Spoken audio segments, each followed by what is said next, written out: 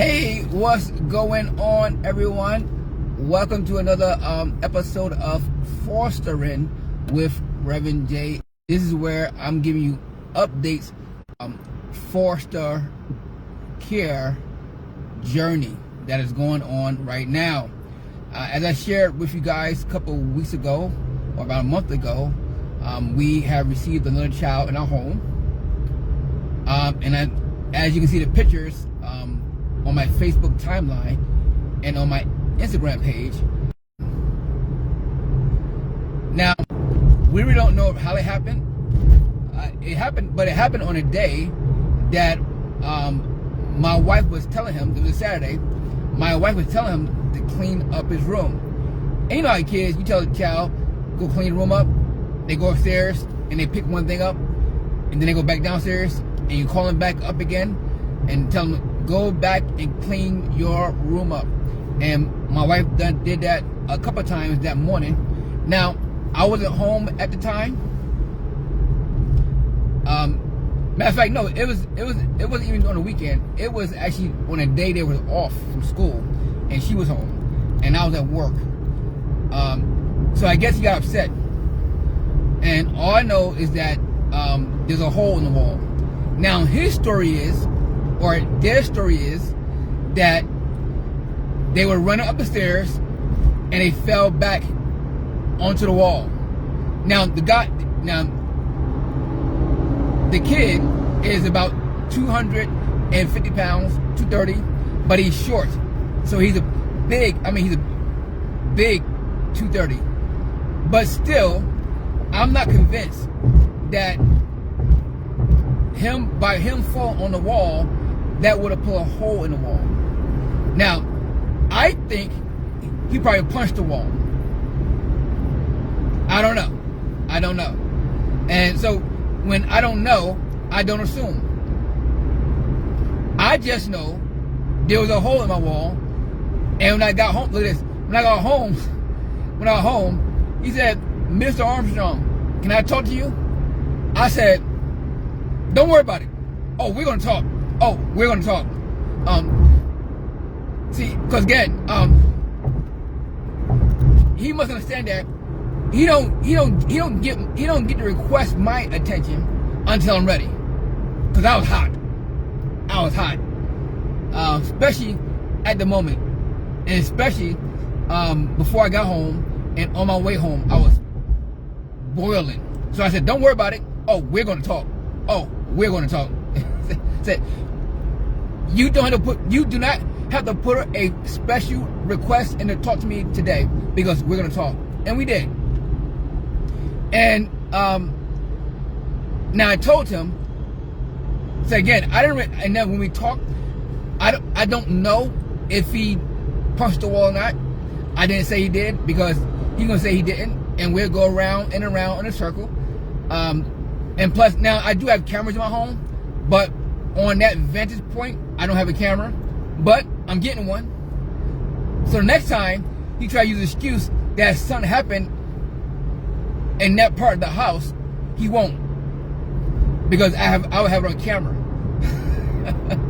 So, and this is why I say you just can't do it you have to do it for the money, because these kids have no respect for other people's homes. But my goal was to help him get down to the real issue, which was his anger. Because if he did punch the wall, it was probably because he was angry. And I'm still trying to figure out why are you so mad? Why are you so angry? I mean, when I was a kid, I got upset. Matter of fact, when I was a kid, I told him this story too. When I was a kid, I got mad because my little sister, and some of you know who she is, Rev J Armstrong, she's on Facebook.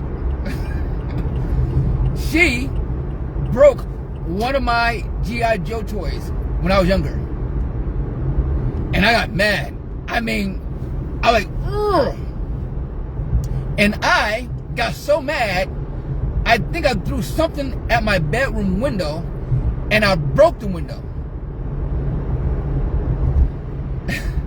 and then I, of course, I think we had some shades, so I tried to cover it up, and I did for a while, until I think one day my dad was home, and I think he probably was wondering why there was a cold draft coming in from my room. Then he went and seen that the window was broken. And then, of course, when he found out the window was broken, guess what? He broke me. I got broke that day. Now that I'm 46 years old and I have my own child and we do fostering, I don't knock him. I deserved it. So I shared that with him, that, you know, I used to get angry too. And as I asked him, why are you so angry, man? Why are you so angry? What is it? What is it? What is it? What are you? I was trying to find out what you're thinking. Who are you? See, when a person gets angry, in their head they think they think they have the right to get angry. And of course, I know there is some type of deep-seated psychological thing going on inside of him. That's his anger. So I talked to him about it, you know, and I told him, and I tried to explain to him, everything you do costs. I'm sorry, that's just the way the world works. Even if you do it by accident, it still costs. And it's going to cost me money to get that wall fixed. Now, I'm going to get that wall fixed. But what it's going to cost me, it's also going to cost you too. See, I explained to him, see, the money that I was going to use for Christmas is now, some of that money is going to have to be put into getting this wall fixed. Because we are getting this wall fixed before Christmas comes around. So, you can bet that. And we did. And of course, when the wall was getting fixed, he was there, he seen it, and I told him, hey, do you want to know how much this wall cost to get fixed? I said, this wall costs $300 to get fixed. Yes, $300. And guess what?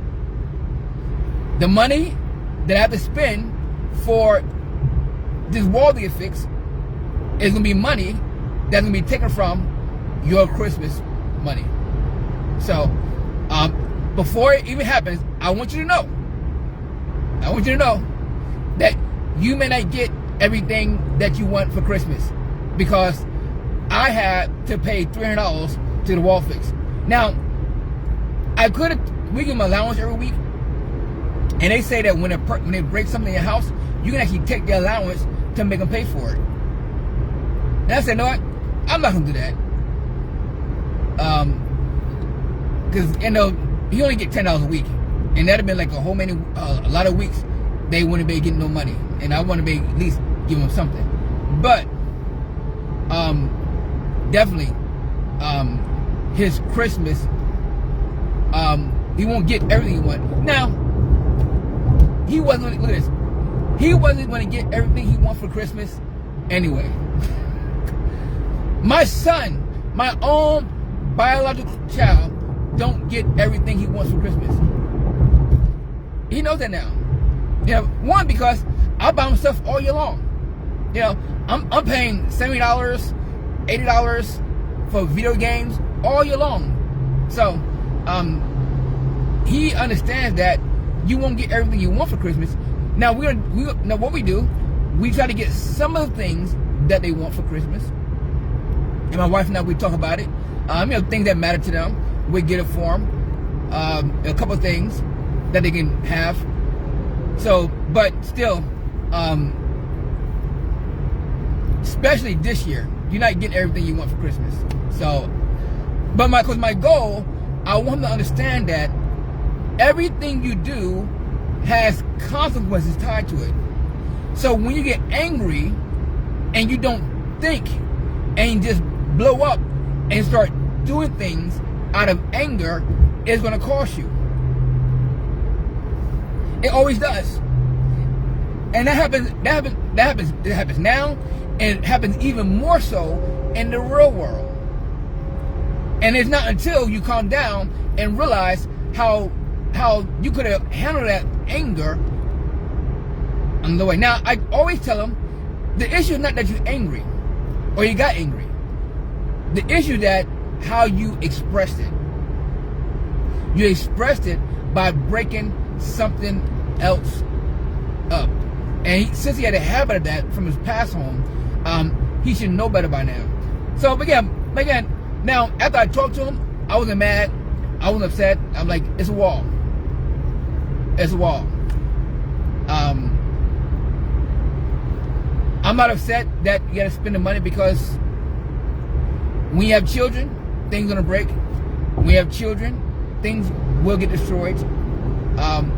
All the things can be replaced.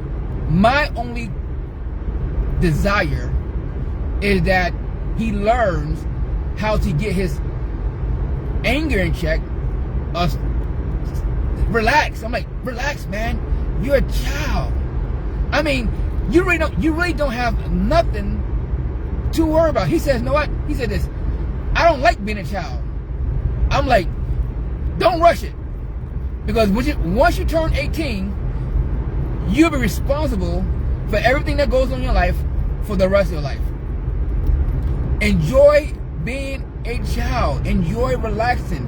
Enjoy just waking up, going to school, doing your homework, and just playing around, having fun when you can, and just live a good life. Like, then look at this. He tried to pull some stuff from the past. Well, you don't know what I've been through. I'm like, well, yes, I don't know what you've been through, but the question is, are you going through it now? Are you going through it right now? Now, understand that in his head and in his emotions, he may still be going through it. And that can be one of the issues. That unresolved forgiveness.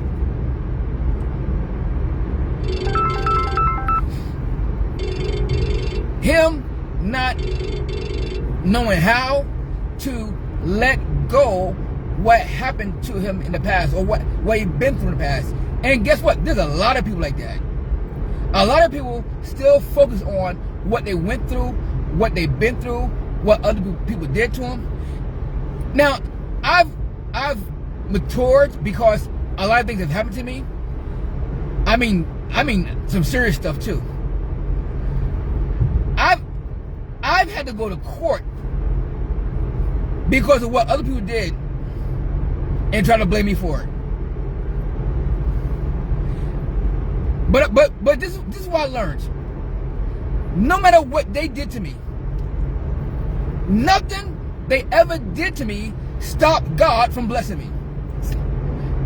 That's why I don't get upset anymore, because yes, when I had to go to court for somebody doing something illegal in my name, I was upset. Because even though you didn't do it, you still had to go to court, and you still may have to get a lawyer. They don't care you didn't do it or you're not the one. You still have to prove the innocent that you're not the one. So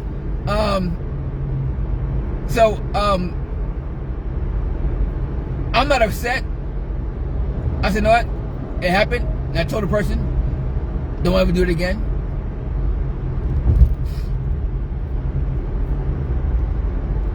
But I've learned that nothing they do, nothing they done, have ever stopped God from blessing me.